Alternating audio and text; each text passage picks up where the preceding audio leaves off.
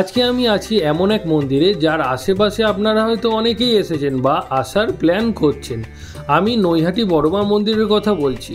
আপনারা যখন বড়মার মন্দিরে আসেন তখন কিন্তু ওখান থেকে ঘুরে বাড়িতে চলে যান। এখানে যে আরও বড় বড় জাগ্রত মন্দির আছে এটা হয়তো অনেকেই জানেন না, আমিও জানতাম না এখানে না আসলে। তাই তো আমি আপনাদের সামনে ছোট ভিডিওর আকারে তুলে ধরলাম। আপনারা নৈহাটি থেকেও আসতে পারেন, আবার কাকিনাড়া স্টেশন থেকেও আসতে পারেন। সময় প্রায় একই লাগবে দুদিক থেকে আসতে। এই মন্দিরে কিন্তু দুপুরে ভোগ প্রসাদেরও ব্যবস্থা আছে, যা আপনারা কুপন কেটে দুপুরে এখানে বসেও খেতে পারেন, অথবা মালসা বিতরণ হয়, মালসা নিয়েও বাড়িতে আসতে পারেন প্রসাদ হিসাবে। তো আপনারা এখানে কি করে আসবেন সেটা আমি পুরোটাই দেখাচ্ছি এই ভিডিওতে। Hi, good morning. আপনারা সবাই কেমন আছেন? আশা করি সবাই ভালো আছেন। আজকে সকাল সকাল কিন্তু বেরিয়ে পড়েছি নতুন একটা জায়গায় নতুন একটা মন্দির দর্শন করতে ও আপনাদের সামনে তার ভিডিও তুলে ধরতে। আজকে কিন্তু আমি আছি হচ্ছে কাকিনাড়া, আর এখানে কিন্তু আমি এখন দর্শন করলাম মা অন্নপূর্ণা মন্দির ও হনুমান মন্দির, যেটা আমি আপনাদের এই ভিডিওতেই দেখাবো। আরেকটা কথা, এখানে কিন্তু দুপুরবেলা ভোগ প্রসাদেরও ব্যবস্থা আছে, যেটা কিনা আপনারা কুপন কেটে এখান থেকে গ্রহণ করতে পারেন। আপনারা এই মন্দিরে কি করে আসবেন আর এখানে কুপন কোথা থেকে কটা পর্যন্ত পাওয়া যায় সম্পূর্ণটাই কিন্তু দেখাবো আমি এই ভিডিওতে। আপনারা পুরো ভিডিওতে আমার সাথে থাকুন, তাহলে আপনাদের বুঝতে একটুও কোনো অসুবিধা হবে না। চলুন তাহলে আপনাদের প্রথমে আমি এখানে কি করে আসবেন সেই রাস্তাটা দেখিয়ে দিচ্ছি, তারপরে মন্দিরের ডিটেলসটা দেখাচ্ছি। আজকে কিন্তু আমাদের যাত্রা শুরু হলো বেলঘড়িয়া স্টেশন থেকে, আর নাম হচ্ছে কাকিনাড়া স্টেশনে। আর সকালবেলা ট্রেনটা ধরেছিলাম আমি 8:30টার ট্রেনটা। সকালবেলা কিন্তু অনেকটাই প্রথম দিকে বেলঘড়িয়ার দিকে কিছুটা ভিড় ছিল, তবুও বসার সিট পেয়েছিলাম। আর ব্যারাকপুর আসার পরে অনেকটাই কিন্তু ফাঁকা হয়ে গেছে, আপনারা দেখতেই পাচ্ছেন ট্রেনটা কিন্তু অনেকটাই ফাঁকা। আর আপনাদেরকে আমি দেখিয়ে দিচ্ছি কিছু ট্রেন যেগুলো আপনাদের কিছুটা সুবিধা হবে সেগুলোতে। আর আপনাদের সাথে তাহলে দেখা হচ্ছে আবার কাকিনাড়া স্টেশনে নেমে। আজকে যেই মন্দিরটা আমি আপনাদের দেখাবো, এই মন্দিরে কিন্তু আপনারা চাইলে কাকিনাড়া স্টেশন থেকেও আসতে পারেন, আবার চাইলে নৈহাটি স্টেশন থেকেও আসতে পারেন। আপনারা যখন বড়মার মন্দিরে ঘুরতে যাবেন তো ওখান থেকে কিন্তু এই মন্দিরে আসা টোটো অনায়াসেই পেয়ে যাবেন। আর আজকে আমি যেহেতু কাকিনাড়া স্টেশনে এসেছিলাম, তো এখান থেকে আমি মন্দিরে গেছিলাম, কারণ নৈহাটি স্টেশনটা আরও একটা স্টেশন আমাকে ক্রস করে যেতে হতো। আপনারা যখন এখানে আসবেন ট্রেনে যদি শিয়ালদা থেকে ওঠেন তো কাকিনাড়া স্টেশন বা নৈহাটি স্টেশন আসতে আপনাদের 55 থেকে 1 ঘন্টার মতো সময় লাগতে পারে। আপনারা পারলে একটু ভোরবেলার দিকে আসার চেষ্টা করবেন, তাহলে আপনাদের ভিড়টা অনেকটাই কম হতে পারে ট্রেনে। আমি কিন্তু এখন কাকিনাড়া স্টেশনে নেমে গেছি, আর এখানে নেমে আমি কোন দিকে যাচ্ছি সেটা আমি আপনাদেরকে দেখাচ্ছি। দেখুন, আমি শিয়ালদার দিক থেকে আসলাম, আমাকে নামালো হচ্ছে এই 1 নম্বর প্ল্যাটফর্মে, আর যেতে হবে হচ্ছে ওই দিকটা। আপনারা এই যে এই ওভারব্রিজটা দেখছেন, এই ওভারব্রিজের ওপরে চলে আসবেন। এখান থেকে কিন্তু আপনারা সমস্ত টোটো পেয়ে যাবেন মন্দিরে যাওয়ার জন্য। এই যে এই ওভারব্রিজের ওপরে আসলাম, দেখুন এই যে এই রাস্তাটা গেছে, আর এই যে এই ডান দিকে দেখুন টোটোগুলো দাঁড়িয়ে রয়েছে। এখান থেকে আমরা আজকে টোটোটা ধরবো, আমি আপনাদের দেখাচ্ছি। এই যে দেখুন টোটো কিন্তু লাইন দিয়ে দাঁড়িয়ে রয়েছে। তো আমি এখন এখানে যে লাইনে আগে আছে সেই টোটোতে আমি এখন উঠবো। আমি আপনাদের যে ব্রিজটা দেখলাম সেই ব্রিজের ওপরে কিন্তু এখান থেকে আমি টোটোটা ধরে নিলাম, আর এখানে টোটো ভাড়া লাগবে প্রতিজনের 20 টাকা করে। বাদবাকি ডিটেলসটা আমি মন্দিরে গিয়ে আপনাদেরকে দেখাচ্ছি।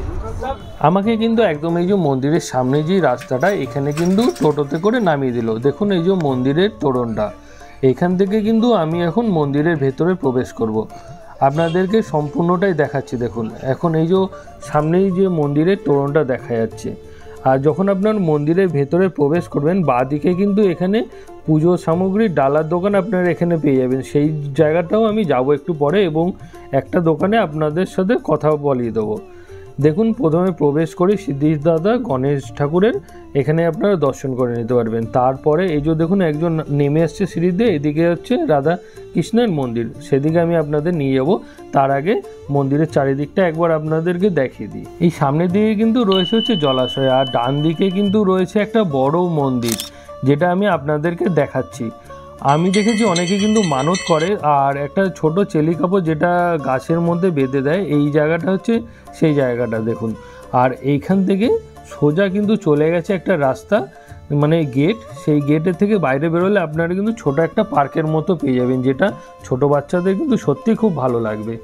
আর এই জায়গাটা হচ্ছে মেন মন্দিরটা। আমি আপনাদেরকে পরে নিয়ে আসছি এবং পুরোটাই ভালো মতো দেখাবো। তার আগে এখানে কিন্তু কুপন কাটার জায়গা রয়েছে দুপুরে ভোগ প্রসাদের, সেখান থেকে আমি এখন কুপনটা সংগ্রহ করব এবং আমি আপনাদের সেই তথ্যটা দিই। বলছি কুপনের মূল্য কত আছে? 51 টাকা করে না? এখানে বসে খাওয়া এবং পার্সেল দুটোই হয়ে যাবে। আচ্ছা, আর এই কুপনটা কবে কবে বসে খাওয়ানোর ব্যবস্থা আছে? শনি, মঙ্গল আর রবিবার।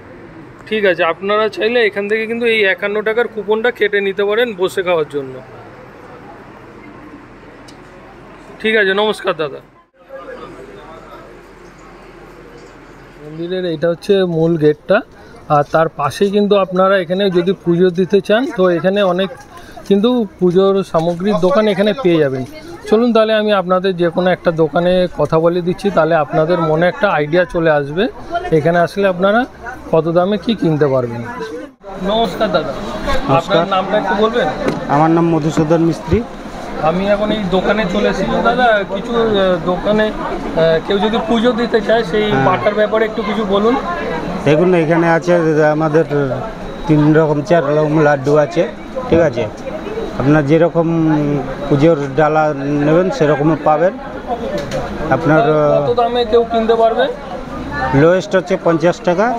এবার মনে করে যদি তার 20 টাকার ডালা দরকার সেটাও পাবে। আর 50 টাকায় কী কী দেবেন? আপনি 6 পিস লাড্ডু থাকবে, ধূপকাঠি, মোমবাতি, কর্পূর, সিঁদুর। ঠিক আছে, এটা থাকছে। আর যদি 101 টাকা নিতে চায় একটা মালা থাকছে সাথে। ঠিক আছে, আপনি পেয়ে যাচ্ছেন এখানে যাবতীয় পুজোর সামগ্রী সব পাওয়া একটু সব কিছু। আর আপনার দোকানে জুতো খুলে রাখতে চাইলেও তো জুতো খুলে অবশ্যই আপনি জুতো খুলে যেতে পারেন নিশ্চিন্তে। যে এখানে কিন্তু অনেক দোকান আছে, আপনার চাইলে যে কোনো দোকানে কিন্তু চলে আসতে পারে। আর এই দাদার দোকানে কিন্তু সব কিছুই পাওয়া যায়, দেখে নিন।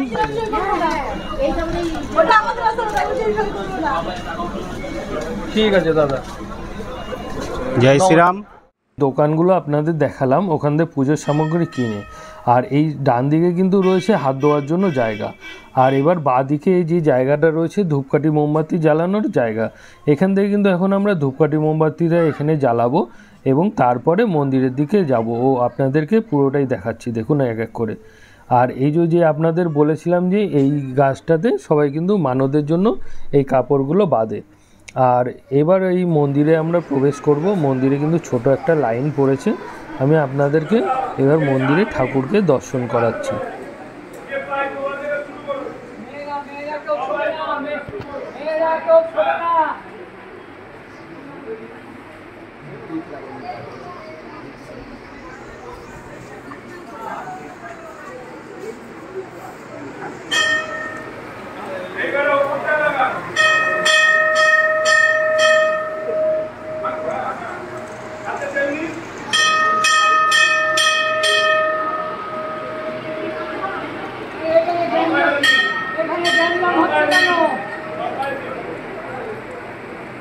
আরে দাদা কি করছেন? রাস্তাটা ছেড়ে দিন।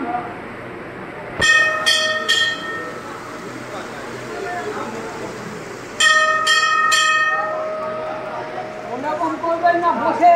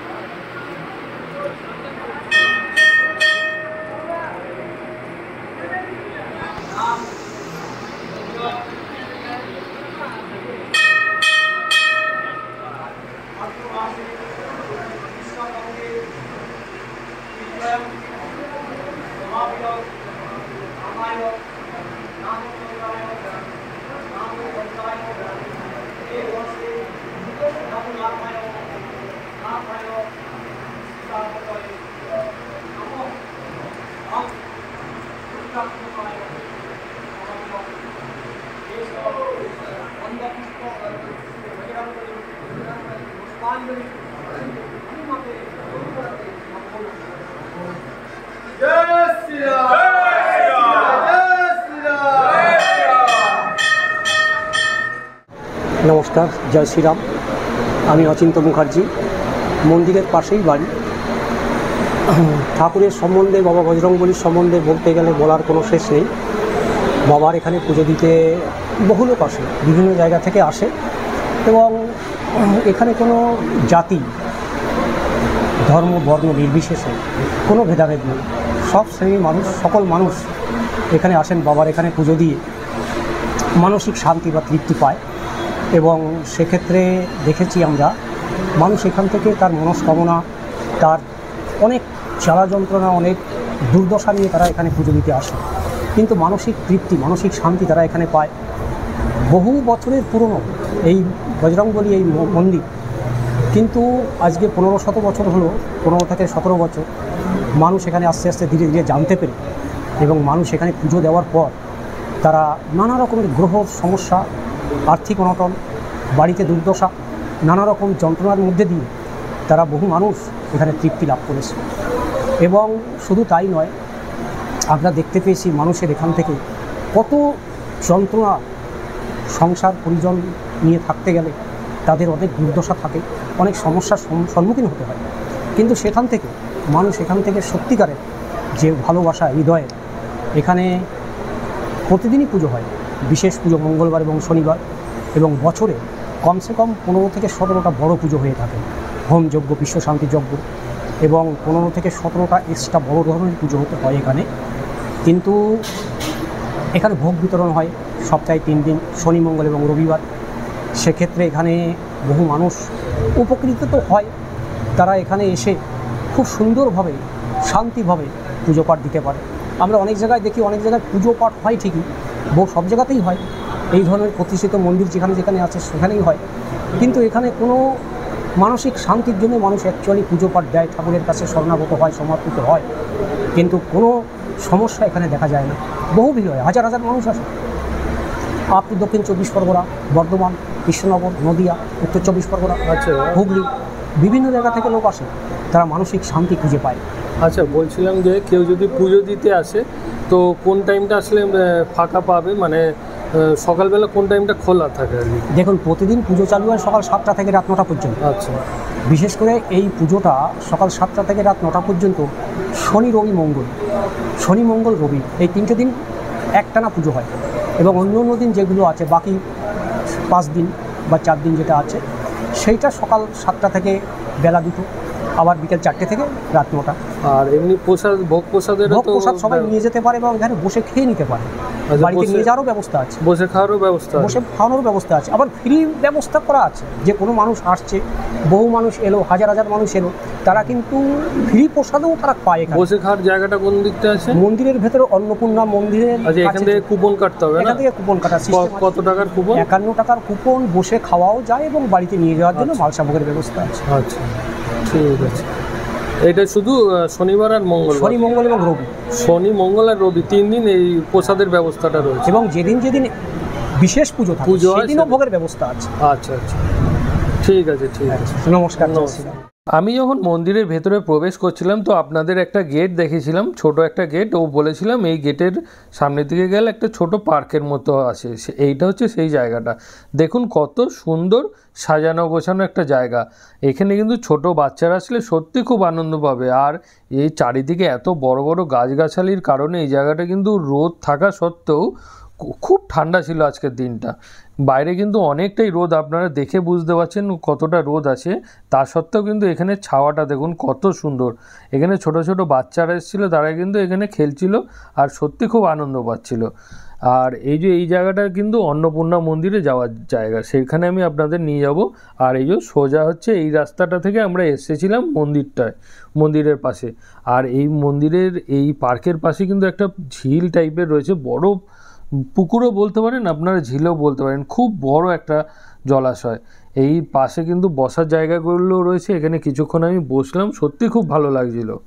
এখন কিন্তু আমি যাচ্ছি রাধাকৃষ্ণের মন্দিরে। আপনাদের যখন আমি মন্দিরের প্রথম দিকটা দেখাচ্ছিলাম, বলেছিলাম এইখানে কিন্তু রাধাকৃষ্ণের মন্দির রয়েছে, তো আমি এখন সেই জায়গাটায় যাচ্ছি ও আপনাদেরকে দর্শন করাচ্ছি। দেখুন এইটা হচ্ছে মন্দিরে কিছু এখনও কাজ চলছে, রঙের কাজ চলছিল হয়তো, তার জন্য বাসগুলো লাগানো রয়েছে।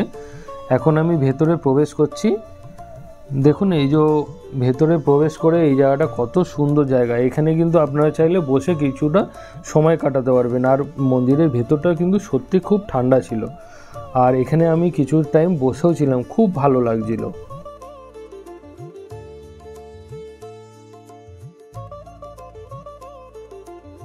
আপনারা রাধাকৃষ্ণ মন্দির দর্শন করার পরে এখানে সামনেই দর্শন করতে পারবেন রাম, সীতা ও লক্ষ্মণের মন্দির, যেটা আমি আপনাদেরকে দেখাচ্ছি দেখুন। আর আপনারা এইখান থেকে বেরিয়েই সামনে কিন্তু এই মন্দিরের দেওয়ালে অনেক ছবি দেখতে পারবেন, যেটা আপনাদের কিন্তু দেখতে সত্যি খুব ভালো লাগবে। আর এই মন্দিরের এই বাঁদিকে একটা রাস্তা আছে, সেখান থেকে আমি অন্নপূর্ণা মন্দিরে যাব। এই যে এটা হচ্ছে মূল যেখান থেকে আমরা প্রবেশ করলাম, আর এই যে সোজা রাস্তাটা চলে গেছে, এখান থেকে কিন্তু আমরা এখন যাব হচ্ছে অন্নপূর্ণা মায়ের মন্দিরে, আর আপনাদেরকে দর্শন করাবো। দেখুন যাওয়ার রাস্তাটা সত্যি খুব সুন্দর। এই যে পার্কটার কথা বলেছিলাম, সেই পার্কের পাশেই কিন্তু হচ্ছে এই যে এই মন্দিরে যাওয়ার রাস্তাটা। দেখুন কত বড় বড় গাছ, সত্যি খুব সুন্দর একটা জায়গা।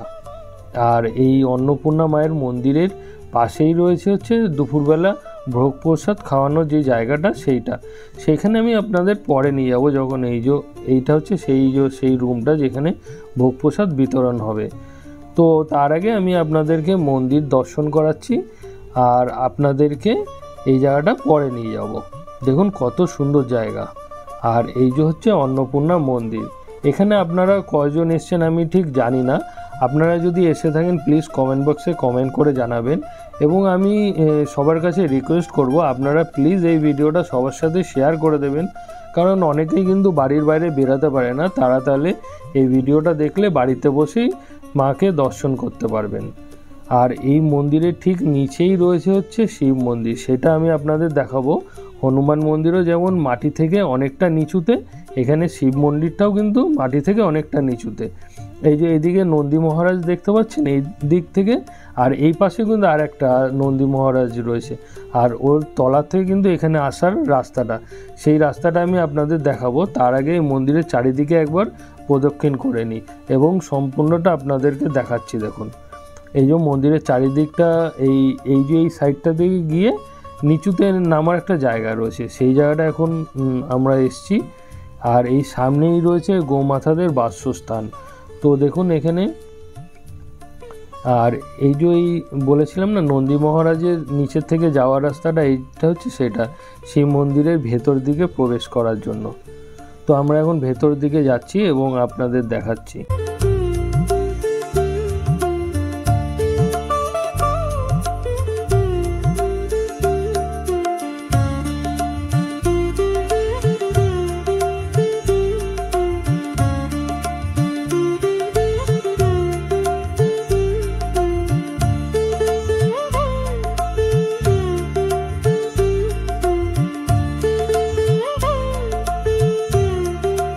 এই মন্দিরের ভেতরে প্রবেশ করা ও বাইরে বেরোনোর এটা কিন্তু আরেকটা রাস্তা, আর আমরা এসেছিলাম অন্য রাস্তাটা দিয়ে, আমরা এসেছিলাম এটা ঠিক উল্টো দিকে যেই রাস্তাটা, সেখান থেকে এখন এই যে এই জায়গাটা। তো আমরা এখান থেকে বেরিয়ে এখন অন্নপূর্ণা মায়ের মন্দিরের দিকে যাব ও আপনাদেরকে সেটা দর্শন করাচ্ছি। দেখুন আপনারা যখন এই মন্দিরে আসবেন আপনাদের কিন্তু সত্যি খুব ভালো লাগবে। এখানে কিন্তু অনেক দর্শনার্থী এসেছিল, তারা কিন্তু এখানে বসেছিল, আর এখানে আপনারা চাইলে কিন্তু বসে অনেকটা সময় কাটাতে পারবেন, আপনাদের এতটাই ভালো লাগবে। এই যে এখন কিন্তু মন্দিরের মূল প্রবেশদ্বার দিয়ে ভেতরে প্রবেশ করলাম। দেখুন মন্দিরে যে মূর্তিটা রয়েছে তার পেছনে যে ওয়ালটা, ওখানে কিন্তু সমুদ্র মন্থনের দৃশ্যটা ফুটিয়ে তোলা হয়েছে, এবং বিভিন্ন ওয়ালে কিন্তু বিভিন্ন দেবদেবীর মূর্তি দিয়ে সুন্দরভাবে সাজানো রয়েছে, আপনারা দেখলে পুরো বুঝতে পারবেন। আর খুব সুন্দর লাগবে মন্দিরে এসে আপনাদের। আর এখানে যখন আরতিটা চালু হবে সেটা দেখতে আপনাদের আরও ভালো লাগবে, যেটা আমি এই ভিডিওতেই আপনাদের দেখাবো। দেখুন আমি এক এক করে দেখাচ্ছি, আপনাদের সত্যি খুব ভালো লাগবে। আমার কিন্তু এখন এই মন্দিরে মোটামুটি চারিদিকটা ঘোরা হয়ে গেল, আপনাদেরকে সেটা দেখালাম। আর এখন কিন্তু অনেকটা সময় আছে, সবে 12টা বাজে, আর যেহেতু আমি কুপনটা কেটেছি 1টা থেকে কিন্তু প্রসাদ বিতরণ হবে, আর আমি আপনাদেরকে প্রসাদ বিতরণে ওখানে গিয়ে দেখাবো কী কী প্রসাদে দিচ্ছে। আর আপনাদের কাছে একটা রিকোয়েস্ট করব, আপনারা প্লিজ ভিডিওটা সবার সাথে শেয়ার করে দেবেন, কারণ অনেক মানুষ আছে যারা কিন্তু বাড়ির থেকে বেরোতে পারে না। তাদের কাছে ভিডিওটা পৌঁছে গেলে তারা বাড়িতে বসে কিন্তু দর্শন করতে পারবে। চলুন তাহলে আমি আপনাদের এরপরে যখন প্রসাদ বিতরণ হবে সেই জায়গায় নিয়ে সেটা দেখাবো। ঘড়ির কাঁটায় এখন কিন্তু 12টা 15 বাজে, আর মন্দিরের চারিদিকটা দেখলাম এইখানে পর্দা দিয়ে ঢেকে দেওয়া হচ্ছে, কারণ এখন কিন্তু ভোগ আরতি হবে। আর যেহেতু মন্দিরের ভেতরে ক্যামেরা বা মোবাইল নিয়ে প্রবেশ করা যায় না, তো আপনাদেরকে সেটা দেখাতে হবে।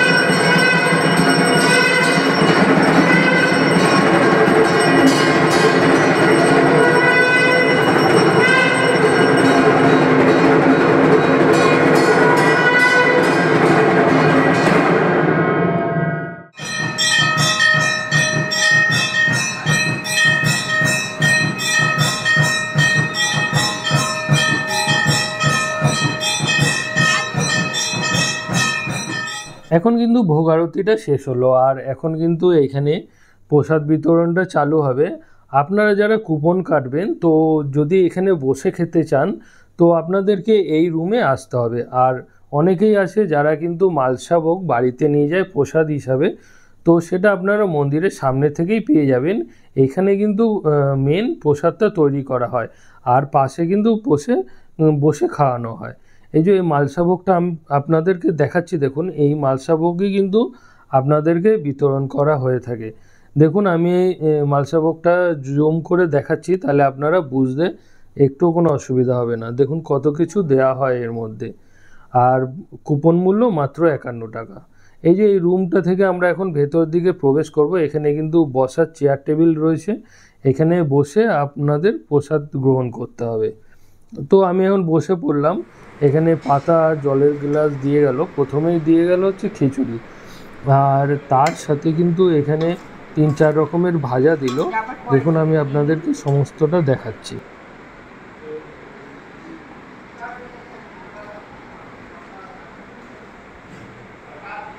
এবার দিতে আসলো হচ্ছে আলুর তরকারি। আপনাদেরকে আরেকটা কথা বলবো, এখানে যে প্রসাদগুলো দিচ্ছিল এগুলো চাইলে আপনারা কিন্তু একবার নেওয়ার পর আবার নিতে পারেন, কারণ দুবার করে কিন্তু আসছিল। আর যেহেতু আমি একই জিনিস দুবার করে আর দেখালাম না, আমি একবারই আপনাদেরকে দেখালাম। এই আলু তরকারি দেওয়ার পর এখানে কিন্তু চাটনি এসছিল, তারপরে কিন্তু এসছিল হচ্ছে পায়েস, সেটা আমি আপনাদেরকে দেখাচ্ছি দেখুন। আর আপনাদের কাছে রিকোয়েস্ট করব, আপনাদের এখানে প্রসাদ গ্রহণ করা হয়ে গেলে পাতা ফেলার এবং হাত মুখ ধোয়ার নিজস্ব জায়গা আছে, ওখান থেকে পাতাগুলো ফেলে দেবেন। আমি এতক্ষণ আপনাদের দেখালাম কাকিনাড়ায় যে মাদ্রাল হনুমান মন্দির রয়েছে, এছাড়া অন্নপূর্ণা মন্দির রয়েছে, তার সম্পূর্ণ ডিটেলসটা আপনাদের কেমন লাগলো। এছাড়াও আরও কিছু যদি জানার থাকে এই ভিডিওর ব্যাপারে, তো আমাকে কিন্তু আপনারা কমেন্ট করতে পারেন, আমি কিন্তু তার অ্যান্সার দেবো। আর আপনারা সবাই ভালো থাকবেন এবং সুস্থ থাকবেন। আপনাদের সাথে তাহলে দেখা হচ্ছে আবার নতুন কোনো জায়গায় নতুন কোনো ভিডিওতে। নমস্কার। মন্দিরের বাইরেই দেখুন এই টোটো স্ট্যান্ড আছে, আপনারা যদি কাকিনাড়া স্টেশনে যেতে চান তো এখান থেকে টোটোগুলো পেয়ে যাবেন। আর কেউ যদি নৈহাটি স্টেশনে যেতে চান, এই যে বাইরে যে রোডটা রয়েছে মন্দিরের সামনে, এই রোডের যে টোটোগুলো এগুলো কিন্তু নৈহাটি স্টেশনের দিকে যায়।